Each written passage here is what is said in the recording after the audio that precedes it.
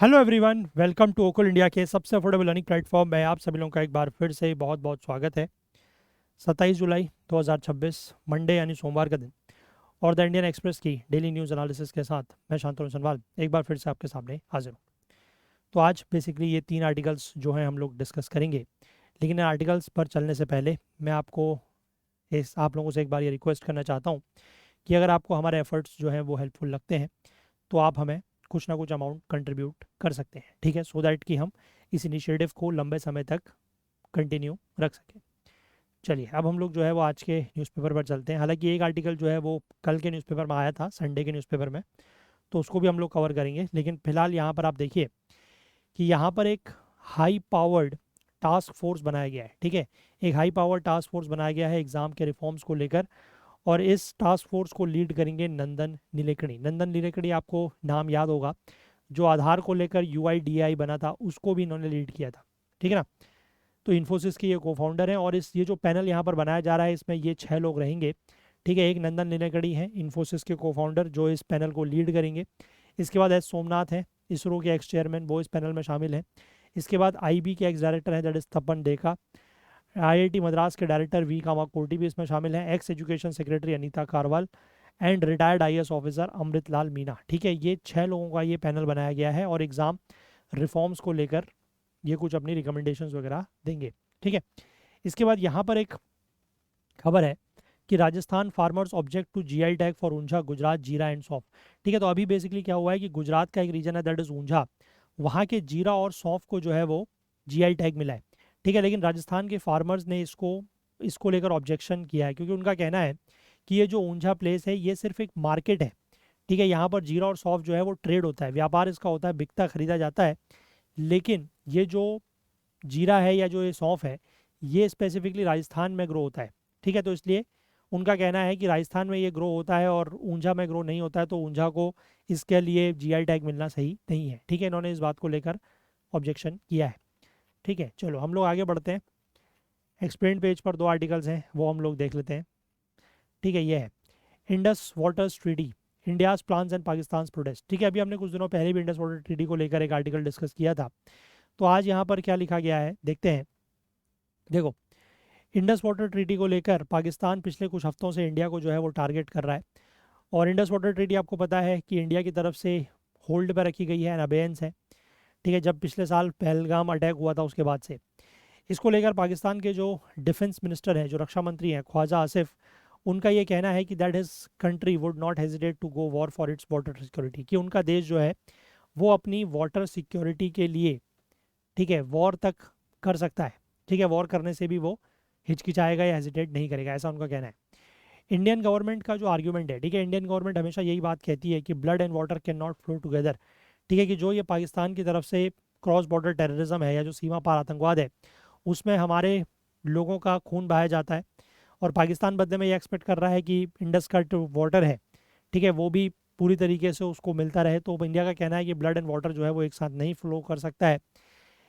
इसको बेसिकली ये जो इंडिया का मतलब आर्ग्यूमेंट है, इसको कभी कभी जो है वो ये माना जाता है कि ये डोमेस्टिक पॉलिटिकल कंस्टिट्यूएंसी है, ठीक है। और कई बार हमारा जो मतलब ग्लोबल ऑडियंस है उसके सामने हमारा आर्ग्यूमेंट कमज़ोर हो जाता है, ठीक है। और ये जो ग्लोबल ऑडियंस है, जो ग्लोबल फोरम है, उसमें बेसिकली पाकिस्तान को लेकर थोड़ा सा सिंपैथी है ना, क्योंकि पाकिस्तान जो है वो अपने को एक लोअर राइपेरियन स्टेट बताता है, मतलब लोअर राइपेरियन स्टेट तो है ही है, लेकिन वो एक विक्टिम कार्ड खेलता है। वो कहता है कि मैं नीचे के मतलब लोअर राइपेरियन स्टेट्स में मैं बिलोंग करता हूँ और ऊपर से पानी अगर रोक दिया जाता है तो फिर मेरे को प्रॉब्लम होती है, इस तरीके की बातें करता है। तो इसकी वजह से उसको थोड़ा सा सिंपैथी जो है वो भी मिल जाती है, ठीक है। अब यहाँ पर देखिए लिखा है कि India maintains it has honoured the treaty amid wars, मतलब इंडिया का ये कहना है कि चाहे कोई युद्ध हुआ हो, कोई मिलिट्री क्राइसिस हुई हो, या टेरर अटैक्स हुआ हो, या फिर कोई बहुत लंबे समय तक हॉस्टिलिटी रही हो दोनों देशों की तरफ से, ठीक है, जब से मतलब पाकिस्तान ये क्रॉस बॉर्डर टेररिज्म कर रहा है, लेकिन उसके बावजूद इंडिया ने इस ट्रीटी को ऑनर किया है, मतलब इस ट्रीटी को फॉलो किया है। नई दिल्ली के हिसाब से, मतलब इंडिया के हिसाब से, such treaties can not remain insulated from persistent acts of hostility, और अगर लगातार पाकिस्तान की तरफ से इस तरीके की हॉस्टाइल एक्टिविटीज़ की जाती हैं तो ये ट्रीटीज़ उस हॉस्टिलिटी से मतलब अछूती नहीं रह सकती है, मतलब उसका इम्पैक्ट इन हॉस्टाइल एक्टिविटीज़ का असर जो है इस तरीके की ट्रीटीज़ पर भी पड़ेगा। इंडिया का ये मानना है कि that Pakistan conduct reflects a pattern of obstruction, कि पाकिस्तान का जो ये व्यवहार या जो बर्ताव है, जो कंडक्ट है, वो एक ऑब्स्ट्रक्शन का पैटर्न दिखाता है। ठीक है, virtually every Indian project on western rivers meant for Pakistan's use, irrespective of its size, storage capacity or technical design, has been objected to by Pakistan. मतलब इंडस वाटर ट्रीटी में आपको पता है कि जो वेस्टर्न फ्लोइंग रिवर्स हैं, ठीक है, जिनको वेस्टर्न रिवर्स कहा जाता है, that is ICJ, Indus, Chenab और झेलम, ठीक है, वो पाकिस्तान को उनका पानी मिलना है। तो उनमें किसी भी तरीके का इंडिया ने अगर कोई प्रोजेक्ट बनाया हो, भले ही उसका साइज़ कितना हो, कितनी भी स्टोरेज कैपेसिटी हो, कोई भी उसका टेक्निकल डिज़ाइन हो, हमेशा पाकिस्तान ने उसका ऑब्जेक्शन किया है। ठीक है, इंडियंस ऑफिशियल्स ये आर्ग्यू करते हैं कि ट्रीटी का जो डिस्प्यूट रिजोल्यूशन प्रोविजंस है, which is intended as an exceptional mechanism to resolve genuine differences, have been converted into instruments for delaying Indian projects. ठीक है, कि इस ट्रीटी में जो डिस्प्यूट रिजोल्यूशन के प्रोविजंस हैं, ठीक है, जिनको मतलब जिनका इंटेंशन ये है कि अगर कोई भी जेन्युइन डिफरेंसेस या कोई मतभेद होते हैं तो उनको रिजॉल्व करने का वो तरीका है। ठीक है, लेकिन उसका इस्तेमाल जो है वो एक ऐसे इंस्ट्रूमेंट के रूप में किया जा रहा है कि इंडिया के जो प्रोजेक्ट्स हैं उनको डिले करने के लिए। ठीक है, ये मतलब ये पाकिस्तान की तरफ से किया जा रहा है। अब यहाँ पर न्यू हाइड्रोलॉजिकल रियलिटीज़ की अगर हम बात करें, तो जो इंडस वाटर ट्रीटी है, that reflects the technological and hydrological realities of the 1950s। क्योंकि 1950s 1960 में ये ट्रीटी साइन की गई थी, तो उस समय की जो टेक्नोलॉजिकल और हाइड्रोलॉजिकल रियलिटीज़ हैं वो इस ट्रीटी में इंक्लूडेड है। ठीक है, तब से 60 साल से ज़्यादा हो चुका है। इंडिया की पॉपुलेशन जो है वो भी कई गुना बढ़ चुकी है, और उसकी वजह से हमारी ड्रिंकिंग वाटर की, यानी कि पीने के पानी की, इरिगेशन की और इंडस्ट्री और अर्बन डेवलपमेंट की जो ज़रूरतें हैं वो बड़ी हैं। ठीक है, इंडस बेसिन में जो कई सारे स्टेट्स हैं, इंक्लूडिंग पंजाब, हरियाणा, राजस्थान, यहाँ पर वाटर स्ट्रेस फेस किया जा रहा है ना, और developmental requirements that could not have been envisaged when the treaty was signed. तो इस तरीके के कुछ मतलब रिक्वायरमेंट्स हैं, कुछ स्ट्रेस वो फेस कर रहे हैं, जो तब आप मतलब उसके बारे में आप तब नहीं सोच सकते थे जब ये ट्रीटी साइन की गई थी, है ना। तो मतलब चीज़ें जो है वो बदल रही हैं। इसके बाद यहाँ पर यह भी लिखा है कि India also faces a serious challenge of declining ground water levels. ठीक है, हमारे देश में ग्राउंड वाटर का जो लेवल है वो भी कम हो रहा है, पर्टिकुलरली अगर हम बात करें पंजाब और हरियाणा में। तो इस वजह से जो greater utilisation of available surface water है वो एक अर्जेंट नेशनल प्रायोरिटी बन गई है, कि जितना पानी हमें सरफेस से अवेलेबल है उसको हम यूटिलाइज करें, ये हमारी एक प्रायोरिटी बन चुकी है, नेशनल प्रायोरिटी, क्योंकि हमारे पास ग्राउंड वाटर भी जो है वो कम हो रहा है। और at the same time the hydrological regime has evolved with reduced availability of eastern reverse. ठीक है, जो ईस्टर्न रिवर्स है, that is Beas, Ravi and Sutlej, उनका पानी जो है वो कम हो रहा है, जबकि वेस्टर्न रिवर्स की अगर हम बात करें तो उनमें कोई कंपेरेबल डिक्लाइन देखने को नहीं मिला। ये अभी हमने कुछ दिनों पहले जो आर्टिकल डिस्कस किया था वहाँ पर भी ये बात की थी। ठीक है, इसके बाद ये लिखा है कि climate change has altered basin dynamics through greater hydrological variability, increasing the need for flood moderation, drought resilience, storage optimisation and adaptive operations. तो क्लाइमेट चेंज की वजह से भी ये सारे इश्यूज आ रहे हैं। इसके बाद ये भी लिखा गया है कि इंजीनियरिंग प्रैक्टिसेस जो है वो भी काफ़ी ज़्यादा बदल गई हैं 1960 से। आज की जो मॉडर्न डैम सेफ्टी या सस्टेनेबिलिटी है, उसमें लो लेवल आउटपुट्स होने चाहिए, ड्रॉ डाउन फ्लशिंग होनी चाहिए, मतलब कभी अगर सिल्ट वगैरह जमा हो जाए तो उसको फ्लश करने के लिए गेटेड स्पिलवेज होने चाहिए, एडवांस्ड सेडिमेंट मैनेजमेंट और फ्लेक्सिबल रिजर्वॉयर ऑपरेशंस, ये सारी चीज़ें होनी चाहिए। ठीक है, अब ये टेक्नोलॉजीज जो है वो उस समय नहीं थी। ठीक है, या फिर मतलब या तो अवेलेबल ही नहीं थी, अनअवेलेबल थी, या फिर इनको रिकॉग्नाइज नहीं किया जाता था जब ये ट्रीटी ड्राफ्ट की गई थी 1960s में। ठीक है, इंडिया के जो कमिटमेंट है towards clean energy transition and climate goals require efficient development of hydro power infrastructure using state of the art engineering practices rather than technologies frozen in the engineering standards of 1950s।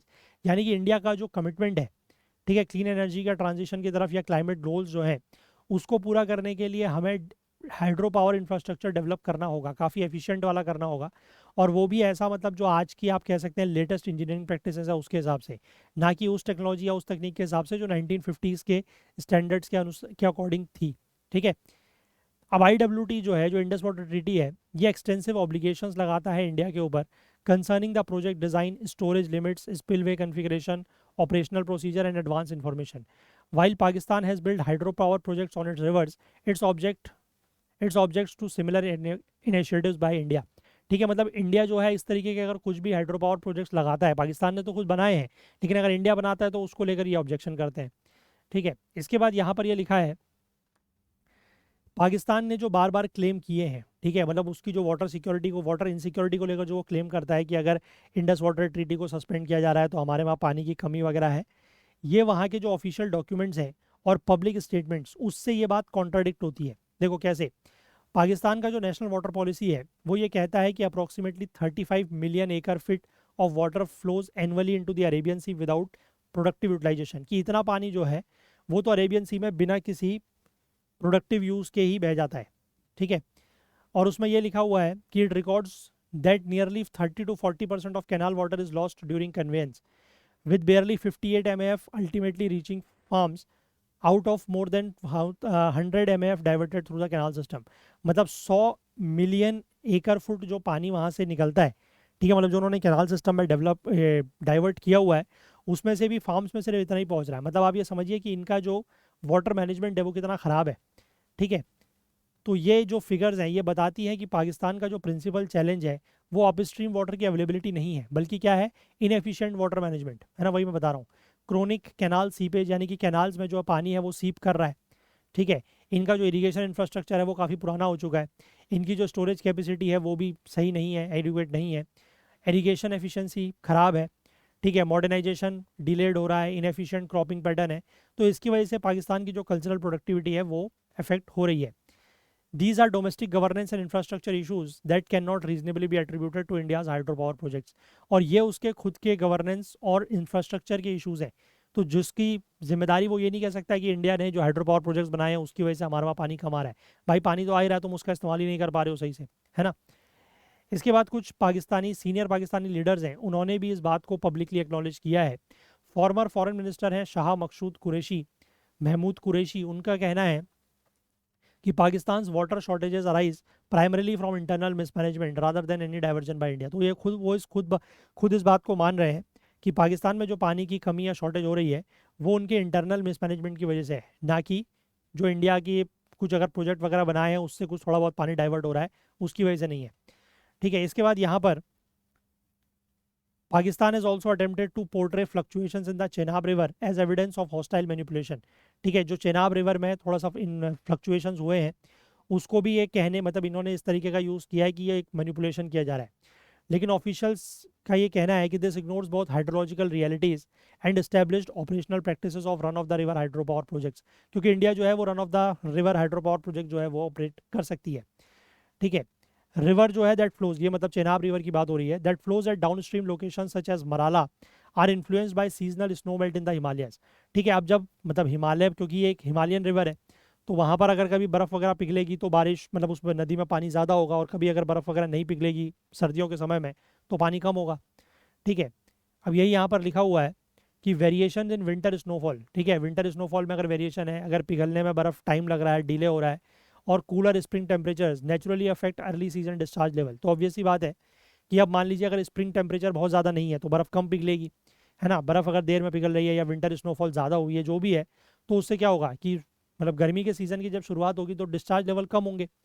तो इस तरीके के जो fluctuations हैं उनको आप ये interpret नहीं कर सकते कि that is an evidence of deliberate interference, कि पानी को किसी तरीके से कम किया जा रहा है डेलिबरेटली, जानबूझकर, ऐसा नहीं है। Temperature fluctuations in down stream river flows during sediment flushing, temporary fluctuations in downstream river flows during sediment flushing or maintenance operations are normal regulated engineering phenomena observed in reservoirs operational across the world। यानी कि अगर मान लीजिए कभी जो temporary fluctuations होते हैं, जैसे मान लीजिए सेडिमेंट फ्लशिंग की जा रही है, कभी क्या होता है कि जैसे पानी है, रिजर्वायर में पानी लगातार आ रहा है, इकट्ठा हो रहा है, तो नीचे उसमें सेडिमेंट्स जमा हो जाते हैं। अब वो सेडिमेंट्स को हटाने के लिए सेडिमेंट्स को फ्लशिंग करनी पड़ती है या किसी तरीके के कोई और मेंटेनेंस ऑपरेशंस करने हैं, तो ऐसे समय पर डाउन स्ट्रीम रिवर में पानी कम होगा। तो ये एक रेगुलर फिनोमेना है। ठीक है, ये नॉर्मल फिनोमेना है जो कि दुनिया में इस तरीके के जहाँ पर भी रिजर्वायर ऑपरेशंस हैं वहाँ देखने को मिलते हैं। ठीक है, व्हाट इंडिया में नाउ बी लुकिंग एट। अब इसमें लिखा है कि India is expediting projects designed to prevent the avoidable wastage of water allocated to it. ठीक है, इंडिया जो है वो अपने प्रोजेक्ट तेज़ी से कर रहा है ताकि जो उसको पानी मिला हुआ है उसके वो वेस्टेज को अवॉइड कर सके। A priority will be accelerated development of hydropower projects on Chenab basin. ठीक है, तो उनका की प्रायोरिटी यही है कि जो हाइड्रो पावर प्रोजेक्ट्स हैं चेनाब बेसिन में उसको जल्दी से जल्दी डेवलप किया जाए। ठीक है, ये इंडिया के क्लीन एनर्जी ट्रांजिशन के लिए, ग्रिड स्टेबिलिटी के लिए और रीजनल डेवलपमेंट के लिए भी बहुत ज़्यादा क्रिटिकल है। इसमें जो यहाँ पर प्रोजेक्ट्स अंडर इम्प्लीमेंटेशन है वो है सवालकोट हाइड्रो इलेक्ट्रिक प्रोजेक्ट, ठीक है 1856 मेगावाट का, 1000 मेगावाट का पाकाल दुल प्रोजेक्ट, 850 मेगावाट का रातले प्रोजेक्ट, 624 मेगावाट का कीरू प्रोजेक्ट और 540 मेगावाट का क्वार प्रोजेक्ट। ठीक है, the Ujh multipurpose project on a tributary of the Ravi. This will enable the storage and productive utilization of waters that presently flow unutilized across the international boundary. ठीक है, तो इसमें basically क्या होगा कि स्टोरेज और प्रोडक्टिव यूटिलाइजेशन होगा पानी का, जो अभी अनयूटिलाइजली फ्लो हो जाता है. ठीक है, और साथ ही साथ ये irrigation, drinking water, flood moderation और हाइड्रो पावर बेनिफिट्स भी प्रोवाइड करेगा जम्मू कश्मीर और अदर स्टेट्स को.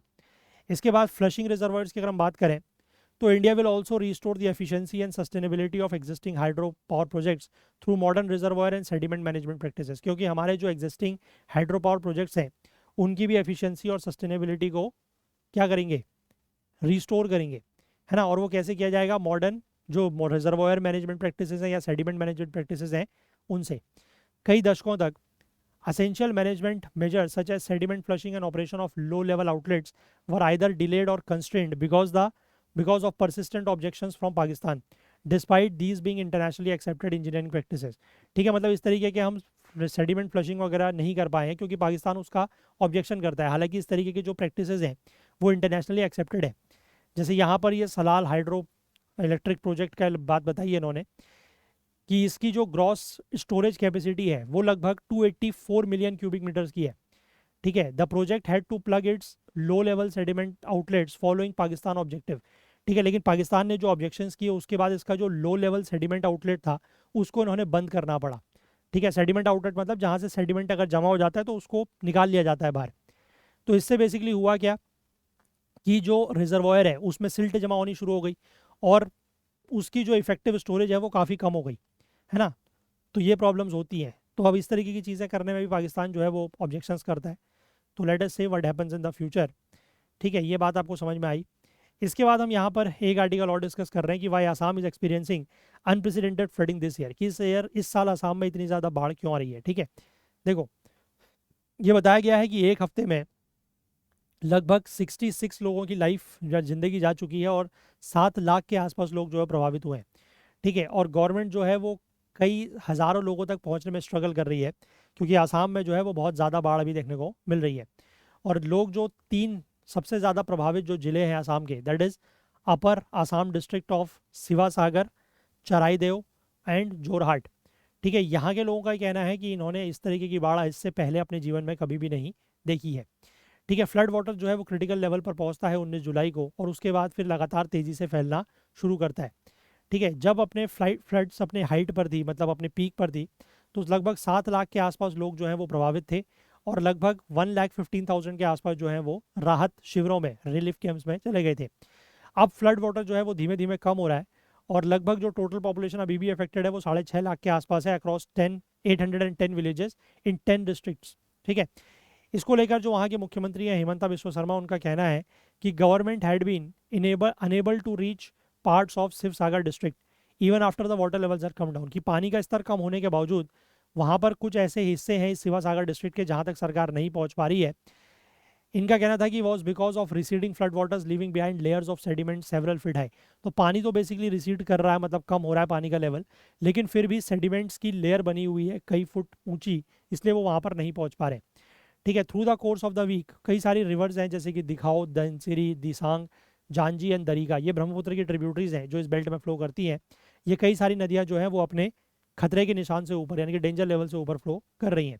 इसके बाद असम की गवर्नमेंट ने इनिशियली ये कहा था कि यहाँ पर क्लाउड बर्स्ट हुआ है. ठीक है, नागालैंड में जो है वो क्लाउड बर्स्ट हुआ है 19 जुलाई को, जिसकी वजह से यहाँ पर बाढ़ आई है क्योंकि ये जो नदियाँ हैं ये उस रीजन से आती हैं. लेकिन यहाँ पर एक मीटरोलॉजिकल सेंटर कोहिमा के साइंटिस्ट हैं, उनका ये कहना है कि यहाँ पर कोई क्लाउड बर्स्ट नहीं आया है. ठीक है, क्लाउड बर्स्ट बेसिकली वो माना जाता है कि जब 1 घंटे के अंदर कम से कम 100 mm की बारिश हो जाए. ठीक है, लेकिन इनका कहना है कि क्लाउड बर्स्ट नहीं हुआ, लेकिन पिछले मतलब 8 से 9 घंटे में जो है लगभग 137 mm के आसपास बारिश हुई है. ठीक है, तो इससे यहाँ पर कई जगहों पर लैंडस्लाइड्स वगैरह भी हुए हैं. ठीक है, भूस्खलन भी हुआ है और लगभग 9 लोग उसमें भी मारे गए हैं.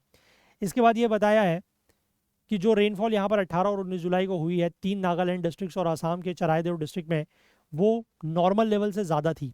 ठीक है, सामान्य से ज़्यादा बारिश थी. और इनका ये कहना है कि जिस लेवल पर पानी गिर रहा था वो भी मतलब अनप्रेसिडेंटेड था, बहुत तेज़ी से पानी गिर रहा था बारिश का. And already Solan Brahmaputra hindered the drainage of tributaries into it. और ब्रह्मपुत्रा में वैसे ही बहुत ज़्यादा पानी था तो ट्रिब्यूटरीज का पानी भी उसमें नहीं आ पा रहा था, इसलिए जो आसपास के रीजन्स हैं वहाँ पर बाढ़ की स्थिति बन गई। एक्सपर्ट्स का ये कहना है कि क्लाइमेट चेंज होने की वजह से जो हाई इंटेंसिटी रेनफॉल है ऑफ इवेंट्स ऑफ ओवर 100 और 50 और 100 mm in one day which cause damage and floods are becoming more frequent, कि इस तरीके की जो हैवी इंटेंसिटी रेनफॉल है, ठीक है, जिसमें एक दिन में 50 से या 100 mm से ज़्यादा बारिश होती है, ये क्लाइमेट चेंज की वजह से और ज़्यादा फ्रीक्वेंट होती जा रही है, ठीक है, और ये आने वाले सालों में और भी ज़्यादा बढ़ती जाएगी। इसके बाद कॉम्बिनेशन ऑफ फैक्टर्स की अगर हम बात करें तो ध्रुव ज्योति सहारिया, ये बेसिकली प्रोफेसर है ज्योग्राफी के एट द गुवाहाटी यूनिवर्सिटी। इनका ये कहना है कि there has indeed been excessive rainfall, की बहुत ज़्यादा बारिश हुई है, ठीक है, बारिश की वजह से भी और कुछ एंथ्रोपोजेनिक फैक्टर्स हैं उसकी वजह से ये हुआ है, ठीक है। जो सेटेलाइट इमेजेस में एक फैक्टर इनको देखने को मिला है वो ये कहना है कि excessive excavation on the river valley sides, ठीक है, जो नदियों की घाटियां हैं, रिवर वैलीज हैं, वहाँ पर बहुत ज़्यादा एक्सकवेशन या खदान वगैरह हुई है, और क्यों हुई है? माइनिंग की वजह से। तो इसका मतलब यह है कि कई ज़्यादा मड जो है वो बह गई है, और उसकी वजह से जो रिवर की कैरिंग कैपेसिटी है वो कहीं ना कहीं कम हो रही है। इसके बाद यहाँ पर आईआईटी रुड़की के एक प्रोफेसर हैं नयन शर्मा, ठीक है, रिटायर्ड प्रोफेसर हैं फ्रॉम आईआईटी रुड़की, जो कि वाटर रिसोर्सेज और रिवर इंजीनियरिंग में स्पेशलाइज्ड है। इनका कहना है कि डिफॉरेस्टेशन जो है वो भी एक one of the several contributing factors है, और 100% एफॉरेस्टेशन जो है वो वाटरशेड एरियाज में होना चाहिए। अगर ग्राउंड बैरन है, मतलब अगर ज़मीन पे कोई फॉरेस्टेशन वगैरह नहीं है, तो पानी के पास इनफ टाइम नहीं होता है परकोलेट करने के लिए। परकोलेट मतलब पानी ज़मीन में अंदर जाने के लिए, और नॉर्मली पानी जो है वो डाउन हिल बहुत तेज़ी से बहता है, और वो अपने साथ काफ़ी ज़्यादा सिल्ट वगैरह भी ले जाता है ना, मतलब इरोजन वगैरह भी करता है। तो which is what we are seeing, और वही चीज़ हम लोग देख रहे हैं, और इसी की वजह से जो मतलब रैपिड फॉरेस्ट कवर का लॉस हो रहा है उसकी वजह से ये चीज़ देखने को मिल रही है। और ये जो एक्सेस सिल्ट है ये उसके बाद रिवर बेड को ऊपर कर देता है, मतलब पानी के ये जो बेड है, जो रिवर की बेड है, रिवर का जो सरफेस है उस पर ये सिल्ट इकट्ठा हो जाएगा, तो वो रिवर बेड को रेस कर देगा, ऊंचा कर देगा, और उससे जो रिवर की कैरिंग कैपेसिटी है वो कम हो जाएगी, ठीक है। इनके अनुसार more effective forecasting using global precipitation monitoring system would not make the scale of destruction inevitable, ठीक है। तो यानी कि अगर आप ये कहें कि इसकी ज़्यादा इफेक्टिव फोरकास्टिंग होनी चाहिए ग्लोबल प्रेसिपिटेशन मॉनिटरिंग सिस्टम्स का यूज़ करके, तो उससे भी कोई फ़ायदा नहीं होगा, ठीक है। उससे ये जो डिस्ट्रक्शन का लेवल है ये कम नहीं हो जाएगा, ठीक है। मेन प्रॉब्लम बेसिकली उन्होंने बताई है, मतलब दो यहाँ पर एंथ्रोपोजेनिक फैक्टर्स हैं जो दो अलग अलग एक्सपर्ट्स ने बताए हैं। एक का कहना है कि डिफॉरेस्टेशन की वजह से ऐसा हो रहा है, और दूसरे का कहना है कि जो ये एक्सकवेशन हो रहा है, एक्सेसिव एक्सकवेशन हो रहे हैं माइनिंग वगैरह के लिए, उसकी वजह से प्रॉब्लम हो रही है, और दोनों में प्रॉब्लम्स एक ही है एक तरीके से, ठीक है ना, कि एक्सकवेशन हो रहा है तो उसके साथ जो है सिल्ट वगैरह आ जा रही है, वो भी वही रिवर बेड में इकट्ठा हो रही है, तो रिवर बेड रेज हो रहा है, और जो रिवर की कैरिंग कैपेसिटी है वो कम हो रही है। वहीं दूसरी तरफ बात करें डिफॉरेस्टेशन की वजह से, तो पानी को पर्कुलेशन के लिए टाइम नहीं मिल रहा है, पानी जो है वो बहुत तेज़ी से फ्लो कर रहा है, अपने साथ सिल्ट वगैरह कैरी कर रहा है, फिर वही वो सिल्ट जाके रिवर बेड में इकट्ठा हो रहा है, और उससे रिवर बेड रेज हो रहा है, उसकी रिड्यूस जो कैरिंग कैपेसिटी है वो कम हो रही है, ठीक है ना, बात समझ गए। चलिए, तो ये आज के दो आर्टिकल्स थे। एक आर्टिकल जो कल के न्यूज़पेपर में था वो भी हम लोग देख लेते हैं। तो ये है वो आर्टिकल जो हमें कल के न्यूज़पेपर से देखना है कि 28 years on tentative list, Sarnath now a UNESCO world heritage site, ठीक है। सारनाथ जो है वो अब यूनेस्को की वर्ल्ड हेरिटेज साइट में आ चुका है। सारनाथ बेसिकली वो एंशियंट साइट है, इसके बारे में आप लोगों ने एंशियंट हिस्ट्री में खासकर जो बुद्धिज़्म वगैरह है वहाँ पर पढ़ा होगा। ये ऐसी साइट है जहाँ पर लॉर्ड बुद्धा ने अपना पहला सरमन दिया था आफ्टर अटेनिंग एनलाइटनमेंट, ठीक है। इसको जो है वो यूनेस्को की वर्ल्ड हेरिटेज साइट लिस्ट में शामिल कर लिया गया है। ये इंडिया की 45th और उत्तर प्रदेश की चौथी वर्ल्ड हेरिटेज साइट है, ठीक है। और ये अनाउंसमेंट जो है वो 48th सेशन जो चल रहा है यूनेस्को का वर्ल्ड हेरिटेज कमेटी का, जो साउथ कोरिया के बुसान में हो रहा है, वहाँ पर ये अनाउंस किया गया है। सारनाथ जो है वो बुद्धिज़्म की एक one of the holiest site है, has recorded its significance on the global platform for heritage recognition, ठीक है। ग्लोबल प्लेटफॉर्म में भी इसको जाना जाता है अपने हेरिटेज रिकॉग्निशन के लिए। स्टेट गवर्नमेंट का ये कहना है कि this would strengthen Uttar Pradesh Buddhist circuit on the international tourism and cultural heritage map, तो मतलब इससे जो है वो यहाँ के टूरिज्म वगैरह को फ़ायदा मिलेगा। अब ये 28 सालों तक, यानी कि सारनाथ को जो है वो यूनेस्को की टेंटेटिव लिस्ट में 3 जुलाई 1998 को शामिल किया गया था, और 28 साल के बाद इसको ऑफिशियली जो है वो वर्ल्ड हेरिटेज साइट का दर्जा दिया गया है। अभी तक यूपी की, उत्तर प्रदेश की जो 3 वर्ल्ड हेरिटेज साइट्स हैं वो हैं ताजमहल, आगरा फोर्ट और फतेहपुर सीकरी, ठीक है। ये सारे के सारे आगरा के रीजन में है। और सारनाथ जो है वो ऐसी सेक्रेड लैंड है, सेक्रेड ज़मीन है, जहाँ पर लॉर्ड बुद्धा ने, भगवान बुद्ध ने अपने को जो उनको एनलाइटनमेंट हुआ था उसके बाद अपना पहला सरमन दिया था टू ह्यूमैनिटी, और वहीं से जो धर्म चक्र प्रवर्तन है, ठीक है, उसकी शुरुआत हुई थी। Counted among the holy pilgrimage sites of Buddhism, Sarnath and described in ancient Buddhist scriptures as Rishi Patan. ठीक है, सारनाथ को जो है वो बुद्धिस्ट स्क्रिप्चर्स में ऋषि पतन के रूप में जाना जाता था। ठीक है, और सारनाथ से ही आपको पता होगा कि जो ये है हमारा नेशनल एम्बलम, ठीक है ना, जो नेशनल एम्बलम है जिसको हम सारनाथ पिलर जो एडिक्ट हमें मिला है वो भी यहीं से मिला है, सारनाथ से ही। ठीक है ना, ये बात आप समझ गए। चलिए, तो ये बेसिकली आज के आर्टिकल्स थे और अब हम लोग क्वेश्चंस देख लेते हैं। तो consider the following statements regarding Sarnath. It is a place where Gautam Buddha delivered its his first sermon after attaining enlightenment, correct. It has recently been inscribed in the UNESCO's world heritage list, correct. It is India's 45th UNESCO world heritage site, correct. And it is the first UNESCO world heritage site from Uttar Pradesh. नहीं, 3 पहले ही है, वो मैं आपको बता चुका हूँ, तो this is wrong. Answer will be B, 1, 2 and 3 only.